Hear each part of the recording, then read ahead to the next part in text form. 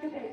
India is my country. India is my country. All Indians, sir. All Indians, sir. Brothers and sisters. Brothers and sisters. I love my country. I love my country. And I am Proud of its rich its rich and varied heritage. and varied heritage. I shall always I shall always say to be worthy of it. I shall give my parents, teachers, teachers, and all elders and all elders respect respect and treat everyone and treat everyone with courtesy. with courtesy. To my country To my country and my people, and my people, I pledge I pledge my devotion. my devotion. India will be India will be and prosperity, and prosperity, along life, along life, and happiness. happiness. Jai Hind. Jai Hind.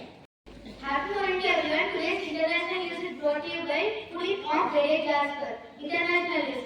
Game-changing international ocean treaty comes into force. Thank you. That's the end of international news. Good morning everyone. I am Adhika of Grade VIII Jasper. Today I am here to tell sports news. Cricket ODI, India versus New Zealand. New Zealand won by 41 runs. Thank you.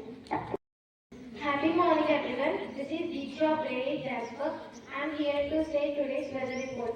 Maximum temperature 26 degrees Celsius. Minimum temperature 29 degrees Celsius.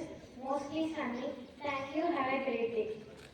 Happy morning everyone. Today's thought is brought to you by Deeksha of Grade VIII Jasper. Third, be the reason for someone's smile today. I repeat it again. Be the reason for someone's smile today. Thank you. To our theorem of Grade VI today I am going to say something. Education is not the learning of facts, the think of mind.